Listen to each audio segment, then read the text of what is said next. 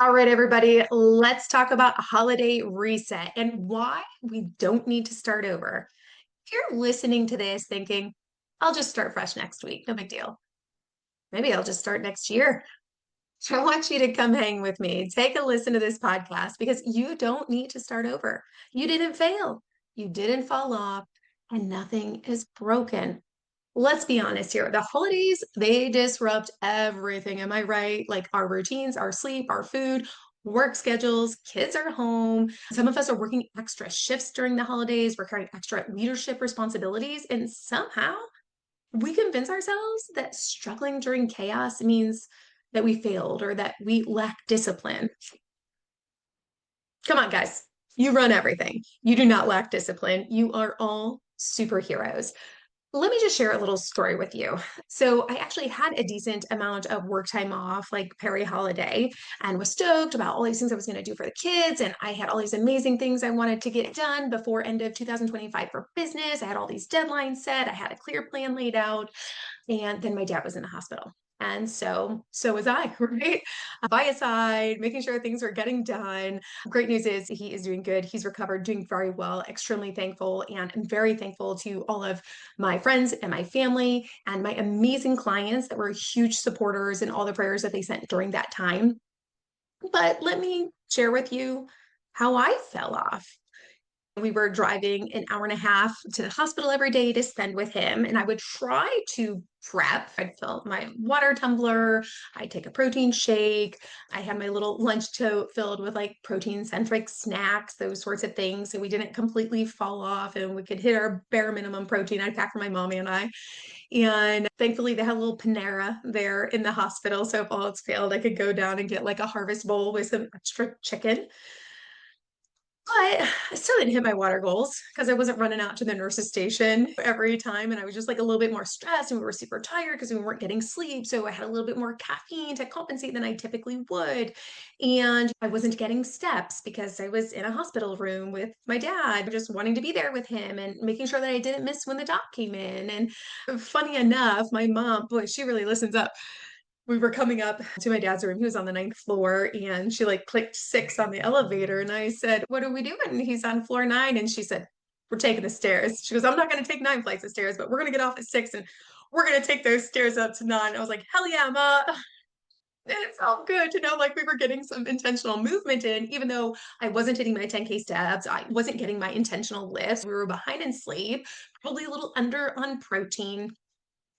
But that is life. And that is the story of life, whether it is an unexpected illness, whether it is extra crazy shifts at work, whether it is a holiday, whether it is a vacation, you guys. Understanding life happens. And when our routine falls off during that time, it does not mean we failed. It means we are human, right? And you have to allow yourself to go through those moments without beating yourself up or feeling like you failed. Taking my story into consideration, I want you to step back and reflect on what your situation was this holiday and how you did maintaining your routine and how you feel about what you were able to be consistent with. And I just want you to really consider as you're listening to this what actually hardest right now to get back into? Did you struggle most with nutrition and we need to get back on track with that? Did you struggle with getting your steps or getting your lifts in and we need to get back on track with that? Were you up late with the kids watching Christmas movies or did you have to pull some late shifts or did you have some business deadlines that you had to stay up and get before the holidays? And so now you're having to like re-sleep train yourself. What's most difficult for you right now? And if you're listening to this podcast on any particular platform, should drop it in the comments if that's an option and just let me know what you're struggling most with right now to get back on track with. You are not alone. I guarantee so many people in this audience can resonate with you, but I want to be able to give you some resources, have some follow-up content that's going to give you some answers, some steps, some strategies to make it a little bit easier to get back into those swing of things. Even for me, guys, who I'm a health and fitness coach and I love this stuff, right? I am a nerd when it comes to it. I was not even perfect with my schedule or my routine this holiday. And that's okay because We can always pick it back up and start where we left off. We always have room to improve and understanding. I lived life. I did what I had to do in the moment. Now I can get back to me. So let's talk about why starting over keeps us stuck. I really dislike this phrase because when we say, oh, I need to start over, it assumes failure. And we just talked about this already. You did not fail, you survived, you got through it, you lived it, right? And most of the time, we didn't fail, we just paused. We paused for a moment in life, right? High achieving women, I find, most of us are a little bit tight, a little bit, right? We're quite hard on ourselves. I find that most high achieving women that I know, right, they're managing households, they're taking care of patients, they're managing teams, they're running cases, but a few weeks off and suddenly they feel like they blew it. And I see this consistently in nurse colleagues, in physician colleagues, attorneys, execs, right? All these high functioning, very high level achieving women who hold massive responsibility, right? At work, at home, and yet they feel defeated by food and fitness inconsistency. And I just shared with you how, as a not just a healthcare provider, but as a fitness coach, as a nutrition specialist, that I felt a little bit defeated that week before Christmas. I understand. But here's the truth, and this is what you also need to understand is your body doesn't lose progress in just a few weeks. Muscle memory exists. Metabolism doesn't break overnight, right? It took time for you to build up where you are and what you have achieved. And it takes quite a long time to lose it, right? It doesn't happen overnight. It doesn't happen in a week. It doesn't happen in 2 weeks. So just because we had a few off weeks, because we had some extra delicious, yummy treats, or we stayed up late, or we missed some workouts, we did not lose progress. Okay. We did not set ourselves back. What actually causes the most damage is when you beat yourself up over those missed workouts or those extra calories and you start restricting. And then you start overdoing it. And then eventually overdoing it when like you try to restrict with calories and then you try to overdo it with cardio and eventually you are just going to burn out. And that is not what I want to see happen. So let's talk about the no spiral rule. I want to give you one rule that changes everything. We do not fix chaos with punishment. Punishment typically looks like cutting calories super low, doubling workouts, labeling foods as bad, or telling yourself that you need to make up for it. That's not discipline, gals. That's stress talking. So when things feel off, I want to know, do you, and let's be honest here, do you tend to get stricter or do you shut down and say, I'll deal with this later? Drop it in the comments. Let me know. Are you somebody that gets stricter or do you say, I'll deal with this later? And there's no judgment. This is just allowing you to be aware of your mental reactions and how you respond when you feel like you haven't been super consistent and you haven't hit your marks. In follow up to that, the goal right now isn't perfection, it's steadiness. It's getting our body out of limbo and back to its normal balance, right? So, we're going to talk about back to basics. And we're going to talk about the 4 anchors that we really need to focus on in anchoring ourselves back to our basics. So, instead of starting over, we reset. We reset with the basics, not with everything, right? That sometimes can be too much and can push you over the edge, but with a few anchors. And let's talk about those. Anchor number 1 is going to be protein first. You guys will hear me preach this time and time again. It never gets old. And this is not tracking, this is not perfection. This is just making sure we're prioritizing our protein because protein stabilizes blood sugar, stabilizes energy, cravings, mood, especially for stressed out women. Let's talk about even just morning time. Even if it's just starting with breakfast and making sure that we are prioritizing protein at breakfast. Mornings feel different when protein is consistent. I'm currently working with a dentist office, and that is one of the biggest things we've been working on is stabilizing blood sugar, hitting our protein marks so that we have good energy throughout the workday and we're not having that midday slump. And they have realized ensuring that they're getting breakfast and ensuring that it's protein centric is making all the difference in their day, and that they're getting enough energy to perform well throughout their workday and take care of their patients. And when you're hitting that protein, it's an easy way to start off. It's an easy check mark win, and it is going to fuel you throughout your busy workday. Simple works. We're just stabilizing here. We're not totally trying to optimize. We're stabilizing our body after what we went through the holidays. Simple. This can be protein shake and a couple boiled eggs. This can be a protein smoothie. This could be a protein yogurt with some berries and some nuts. It doesn't have to take a lot of work. It doesn't have to take a lot of thought, but you do got to put it together and you do got to eat it. All right, anchor number 2, steps before workouts. Steps, walking, super underrated, guys, especially for busy moms and professionals.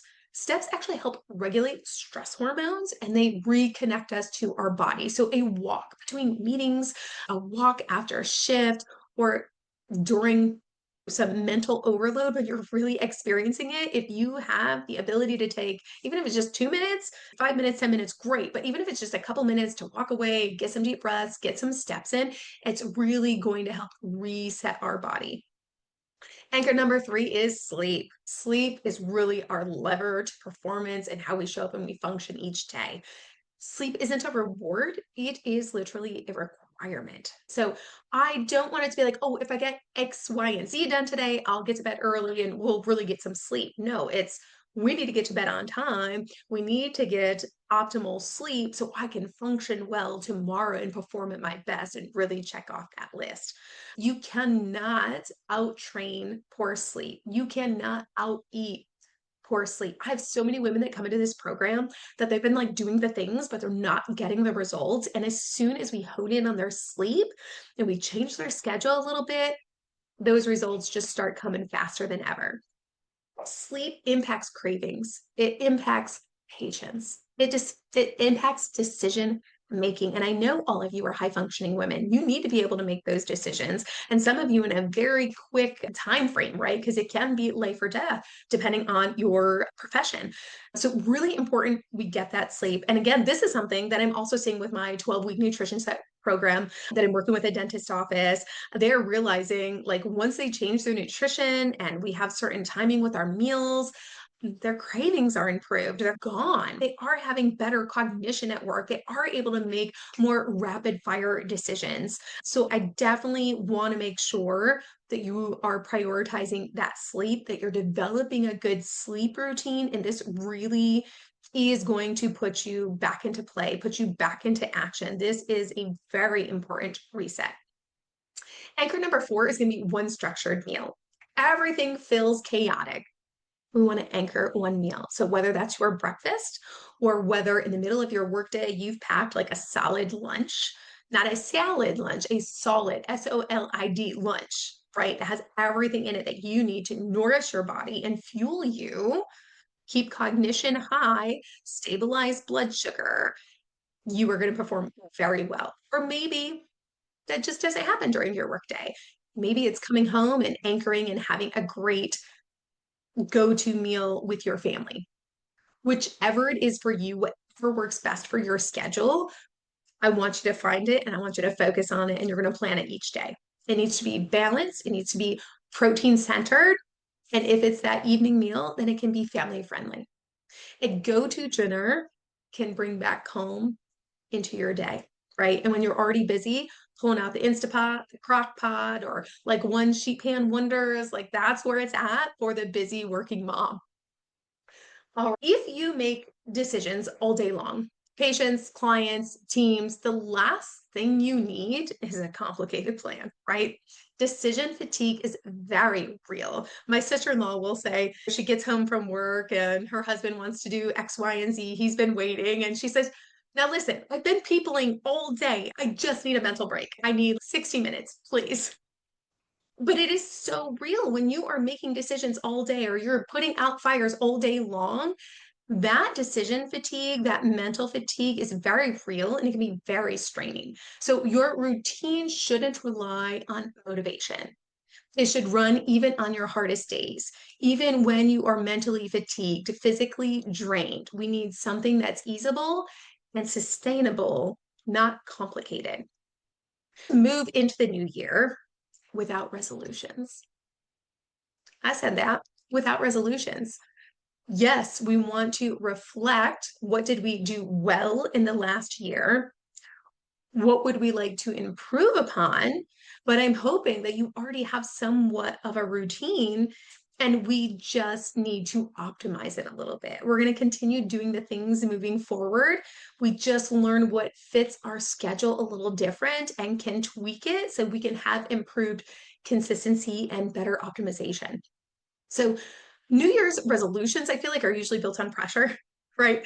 Where I want it to be supportive for you. I don't want it to be pressure that really can just add to the already existing stress.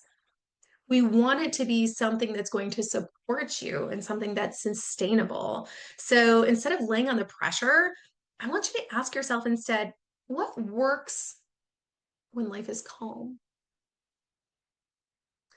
Take that and then ask, what's my minimum when life is chaotic? What's my minimum when life is chaotic? And that's the routine you keep. That is your bare minimum. What works when life is chaotic? And then as that routine becomes easier, then you can start building in a little bit more with what works when life is calm. And before long, you'll notice you do feel a little calmer because you do have that routine, because you are supporting your hormones, because you are supporting your energy. So before you go, what's one anchor you're committing to this week? Are we doing protein? Are we doing a structured meal? Are we getting in steps? Are we getting back to good sleep? Pop it in the comments below. Nothing makes it realer than naming it. If you name it, it's going to hold you to it. Let this be your accountability system. So if you're listening to this thinking, I don't want to keep starting over, no more of that. This is exactly who I work with inside the Fit Mom Bod program. We build routines that fit real life. No pressure, just an open invitation. If you need support, you know where to find me. What I want to close with is you don't need a reset button. You need reconnection to your body, to the basics, and to your rhythm. We're not punishing. We are not restricting, and we are not overdoing. We are resetting the basics and getting back into our own personal rhythm. I want you to save this episode. Come back to it when life starts feeling loud. Allow yourself to reset and focus on those 4 anchors. And if you know a mom, if you have a coworker or a leader you work with who needs permission to stop starting over, send this to her. If she needs a little help, she needs a little hug, right? Send it her way. You're not behind, guys. You're already in motion. Let's keep it going. Happy New Year, everyone.